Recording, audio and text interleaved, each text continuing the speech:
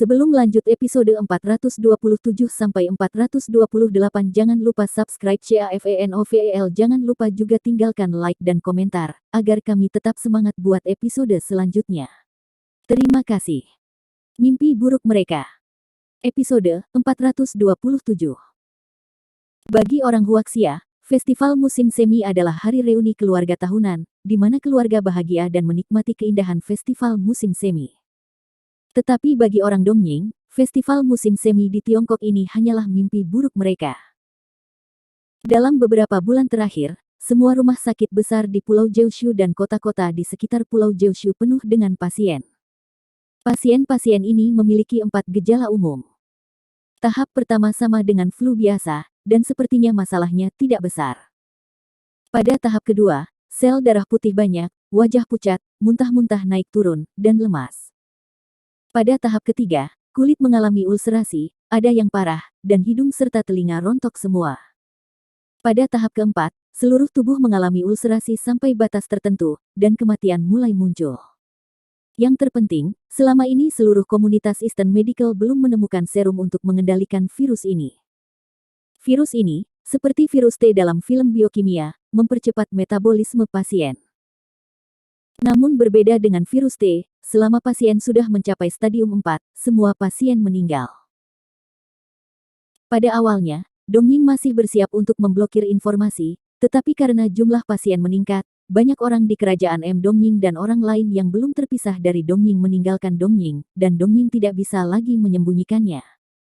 Kemudian saya harus meminta bantuan internasional. Pada titik ini, Dong Yingfang akhirnya mengungkapkan rahasia antara mereka dan Kekaisaran M, dan mengakui bahwa senjata kimia tingkat mereka sebelumnya yang menyebabkan kebocoran virus biokimia. Dan virus biokimia ini mirip dengan virus T, dan para ahli Dongying menamakannya virus D. Adapun ciri-ciri virus D ini, saat ini sedang diteliti.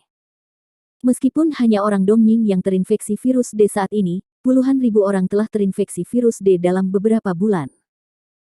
Seluruh dunia mengalami saat kebingungan dan kepanikan, dan mereka semua menyatakan kesediaan mereka untuk mendukung Dongying untuk bepergian bersama. Mengatasi kesulitan ini, Charlie, yang sedang menikmati hari tahun baru, harus memberitahu Ding Dacheng setelah menerima telepon dari Beijing untuk mengatur sekelompok ilmuwan di bidang farmakologi virus biologis untuk pergi ke Dongying untuk membantu menguraikan situasi virus D. Charlie juga sangat bersyukur bahwa dia baru saja menyerah di pasar Dongying setelah mendengarkan cencuran. Meskipun dia percaya bahwa para ilmuwan pasti akan dapat menguraikan virus D, menyelamatkan Dongying, dan menyelamatkan seluruh umat manusia, tetapi Dongying menjadi seperti ini, dia masih sedikit khawatir. Masuk akal bahwa semua ini adalah tanggung jawab Dongying dan Kekaisaran M, tetapi yang terluka selalu orang yang tidak bersalah.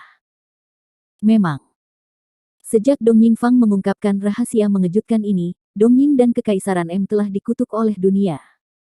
Secara khusus, pemerintah Dongying menghadapi pembelotan rakyat.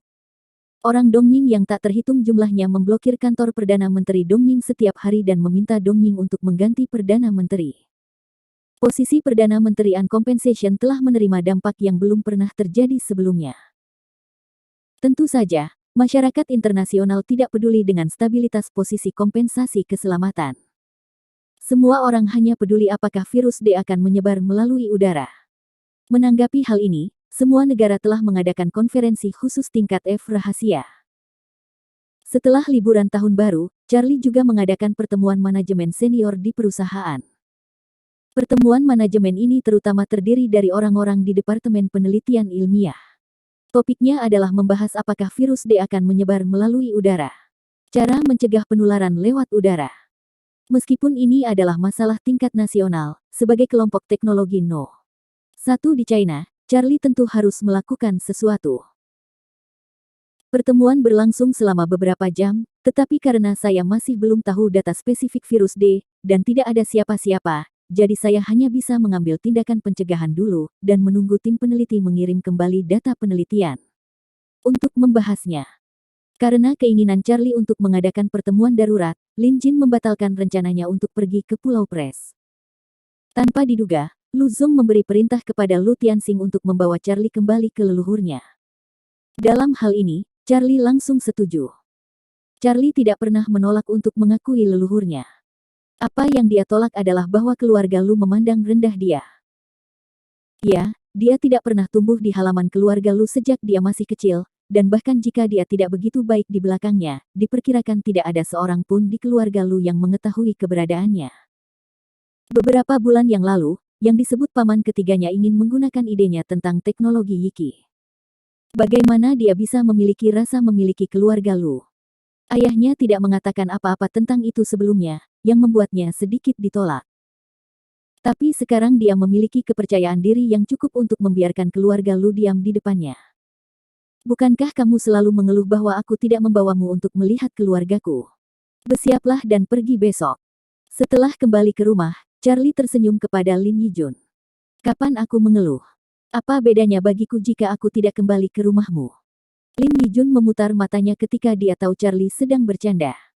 Saya telah mengeluh tentang itu, tetapi Lin Yijun memang mengeluh tentang Charlie sebelumnya. Pada awalnya, Charlie tidak bisa menjelaskan padanya, tetapi setelah keduanya membicarakannya, tidak ada yang bisa dijelaskan. Lagi pula semua orang sangat sibuk, Lin Yijun juga tahu bahwa Charlie memiliki kesulitan atau sesuatu, bagaimanapun, Charlie tidak terburu-buru, dia pasti tidak akan terburu-buru. Charlie tersenyum dan berkata, tetapi keluarga saya mungkin tidak terlalu menyambut kami. Anda harus mempersiapkan diri.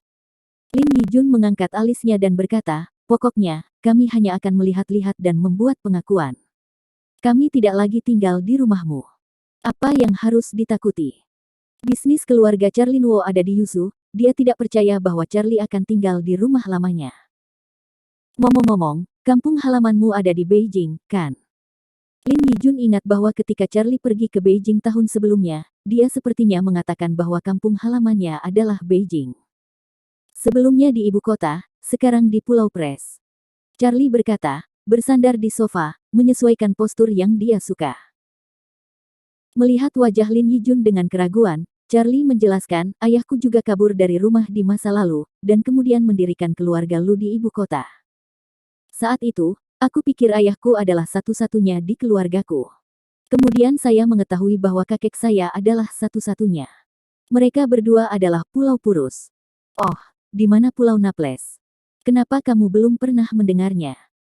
Lin Yijun menuangkan secangkir teh untuk Charlie dan bertanya dengan rasa ingin tahu, dia belum pernah mendengar tentang negara kecil ini.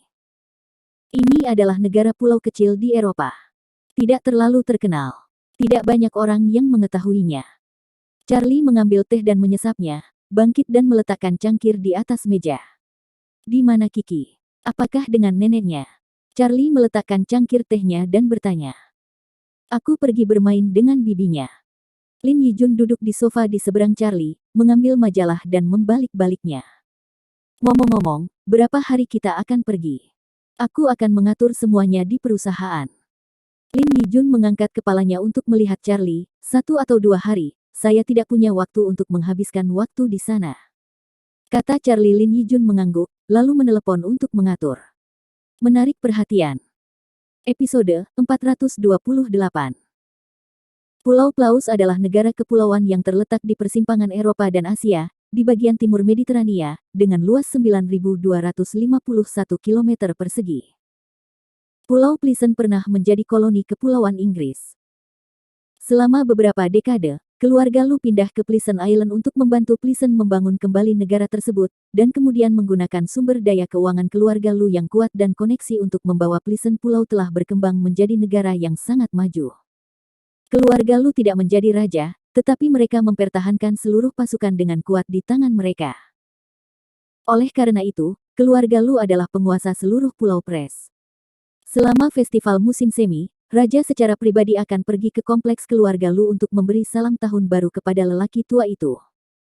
Tentu saja, kebangkitan keluarga Lu bukan hanya karena mereka mengendalikan tentara. Mereka menjungkirbalikkan ekonomi negara kepulauan Prusia yang sangat terbelakang dan memungkinkan semua orang di pulau itu untuk hidup makmur, dan rakyatnya berdiri teguh. Di sisi keluarga Lu, ini selalu terjadi sejak zaman kuno. Mereka yang memenangkan hati rakyat memenangkan dunia, dan siapapun yang membiarkan rakyat jelata menjalani kehidupan yang baik adalah putra sejati. Posisi patriark keluarga Lu jauh lebih besar daripada kekuatan raja. Setiap kali keluarga Lu bersaing untuk mendapatkan posisi patriark, itu dapat menarik perhatian seluruh Pulau Pres. Karena patriark keluarga Lu yang baru diangkat, ia dapat menentukan arah masa depan negara Pulau Purus. Bahkan Raja sangat prihatin. Sekarang mantan patriark keluarga Lu sakit parah dan telah pensiun dari posisi patriark. Itu adalah Lu Tianxing, putra tertua dari patriark lama, yang bertanggung jawab atas keluarga Lu. Dalam 2 tahun terakhir krisis ekonomi global, Pulau Pleasant juga terpengaruh. Semua orang menatap Lu Tianxing, berharap dia bisa memimpin keluarga Lu dan pulau menyenangkan keluar dari periode rendah ini. Pada sore hari festival Lentera, Charlie membawa Lin Yijun dan Qixi ke bandara Pulau Pres, ditemani oleh Du Fei, Xiao Zhan, Su Jing, dan Sui Hu Sanji yang telah berevolusi melalui pil evolusi genetik. Ketika keluarga Lu mendengar bahwa Charlie ada di sini, mereka semua datang untuk menonton. Karena setelah teknologi Yiki mengejutkan dunia, keluarga Lu tahu bahwa Charlie adalah putra Lu Tianxing, yang lahir ketika Lu Tianxing meninggalkan keluarga. Meskipun Lu Tianxing menjadi kepala keluarga, karena dia sudah lama tidak berada di keluarga, banyak orang dalam keluarga tidak memiliki banyak kasih sayang padanya. Dapat dikatakan bahwa meskipun dia telah menjadi kepala keluarga, banyak orang yang menentangnya. Inilah sebabnya Lu Zixing membawa putra dan keponakannya ke Yusu setahun yang lalu, bersiap untuk membiarkan Charlie memperlakukan teknologi Yiki sebagai bisnis keluarga. Apakah itu putra patriark? Dengan begitu banyak pengawal, apa maksudnya? Apakah kamu takut keluarga Lu kita akan berurusan dengannya? Ya, keluarga Lu kita harus berurusan dengannya. Bahkan jika dia membawa 100 pengawal, itu tidak berguna. Tapi istrinya sangat cantik. Normal, anak ini cukup kaya, tidak sulit untuk menemukan istri yang cantik. Ketika semua orang melihat Charlie dan rombongannya keluar dari bandara, mereka semua menunjuk dan menunjuk. Charlie dan yang lainnya datang ke beberapa Rolls-Royce di bawah rekomendasi Lu Zong, lalu masuk ke mobil dan meninggalkan bandara. Lujia Manor adalah area villa yang sangat besar, dan merupakan area perumahan paling mewah di Pulau Plaus. Ketika semua orang tiba di Lujia Manor, para penonton lebih terlihat seperti monyet, membuat Lin Yijun sangat tidak nyaman. Dia dibawa oleh Lu Zong untuk tinggal di Villa Lu Tianxing. Setelah 12 tahun, Charlie bertemu ayahnya lagi. Ayah dan anak itu saling memandang dan tidak berbicara, tetapi saat ini mereka semua merasa seperti gelombang badai di hati mereka. Tidak terlihat dalam 12 tahun, Charlie tumbuh dan menjadi fokus dunia. Lu Tianxing sudah memiliki rambut putih di pelipisnya, dan dia terlihat agak tua. Ayah. Qixi menarik lengan baju Charlie, tapi menatap Lu Tianxing. Qixi, kakekku. Charlie kembali sadar, menyentuh bahu Qixi dan berkata, kakek. Qixi berteriak pada Lu Tianxing dengan patuh. Dia berusia 5,5 tahun saat ini, dan dia lebih bijaksana daripada 2 tahun yang lalu. Cucu yang baik. Lu Tianxing menundukkan kepalanya dan menyentuh kepala Qixi dengan wajah ramah. Kemudian dia mengeluarkan sebuah kotak indah dari tangannya dan membukanya. Di dalamnya ada gelang kecil yang indah, yang secara pribadi dipoles dengan batu permata jasper, yang memiliki efek memberi nutrisi pada vitalitas dan darah. Ayo, Qixi, kakek akan memakaikannya untukmu. Lu Tianxing memegang tangan kecil Qixi, lalu memasangkan gelang jasper pada Qixi. Qixi mengangguk patuh, dan menatap gelang halus di tangannya dengan tatapan suka. Keluarga itu memasuki Villa Lu Tianxing dan tidak menghidupkan kembali masa lalu, karena mereka semua tahu bagaimana keadaan pihak lain. Pada perjamuan malam, saya akan mengadakan upacara bagi Anda untuk mengenali leluhur Anda dan kembali ke leluhur Anda. Mereka mungkin mempersulit Anda. Saya tidak akan campur tangan. Terserah Anda untuk menyelesaikan kesulitan ini. Setelah memasuki rumah, Lu Tianxing berkata kepada Charlie. Charlie mengangguk dan tidak mengatakan sepatah kata pun. Ini benar-benar dalam harapannya, dan tidak ada yang perlu dikejutkan. Mereka membuat segalanya menjadi sulit, terutama karena mereka ingin memberitahu Anda tentang ide teknologi Yiki. Saya punya 2 solusi. Maukah Anda mendengarkan? Lu Tianxing berkata lagi. Tidak, aku punya solusi sendiri. Charlie menggelengkan kepalanya. Jika dia tahu bahwa ada begitu banyak orang kuat dalam keluarga Lu sebelum menguraikan pil evolusi genetik, dia benar-benar tidak tahu bagaimana menyelesaikannya. Tapi sekarang, dia sepenuhnya yakin bahwa keluarga Lu akan tutup mulut. Lu Tianxing mengangguk, dan tidak mengatakan apa-apa. Lu Zong, bawa tuan muda dan mereka berkeliling dulu. Lu Tianxing berkata kepada Lu Zong. Lu Zong selalu menjadi tangan kanan Lu Tianxing, dan dia bahkan belajar bisnis dengan Lu Tianxing, dan dia setia kepada Lu Tianxing. Tuan, nenek, nona muda, haruskah saya membawa Anda berkeliling dulu? Lu Zong memandang keluarga Charlie yang terdiri dari 3 orang. Baik. Charlie mengangguk, dan kemudian semua orang, yang dipimpin oleh Lu Zong, mengunjungi Lu Family Manor. Dan saat ini di villa lain dari keluarga Lu.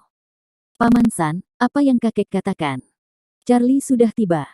Tidak mungkin hanya mengenali leluhurnya dan kembali ke klan.